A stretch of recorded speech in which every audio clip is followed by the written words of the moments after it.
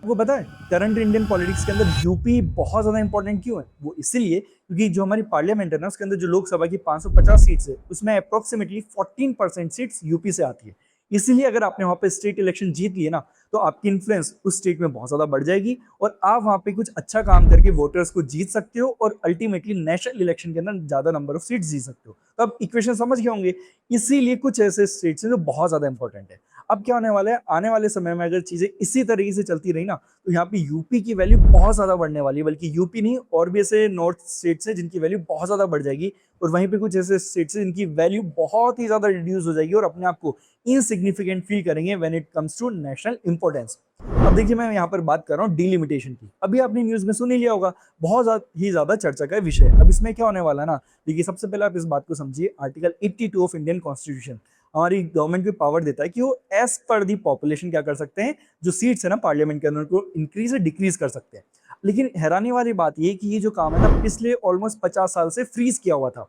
और इसलिए फ्रीज किया गया था क्योंकि हमारी गवर्नमेंट्स को पता था कि जो हमारी देश की जो पॉपुलेशन है ना, बड़े ही इन प्रोपोर्शनेट वे में बढ़ रही है। कुछ स्टेट्स जिनके अंदर बहुत ही ज्यादा पॉपुलेशन बढ़ रही है, वही कुछ स्टेट्स जिन्होंने बहुत अच्छा काम किया और अपनी पॉपुलेशन को कंट्रोल किया है।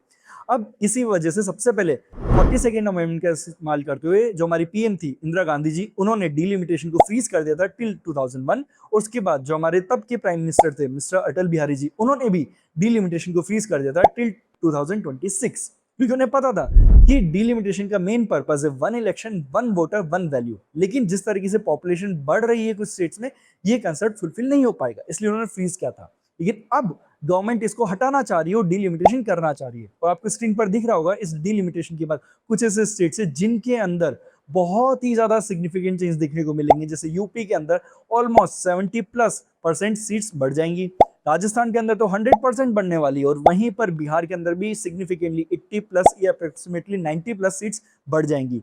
वहीं पर ये परसेंटेज में था, सॉरी, 90% जो सीट से बढ़ जाएंगी। वहीं पर अगर मैं बात करूं ईस्ट जो स्टेट्स है हमारे, उनके अंदर आप देख रहे होंगे, आसाम को छोड़िए किसी भी स्टेट्स के अंदर कोई भी परसेंटेज वाइज चेंज नहीं होने वाला है।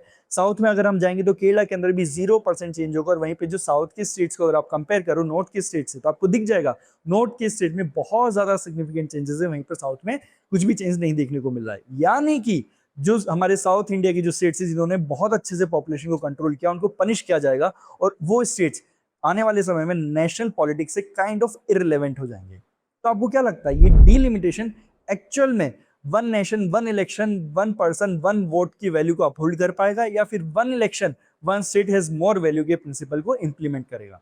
आपके जो भी व्यूज हो हमें कमेंट सेक्शन में जरूर बताइए।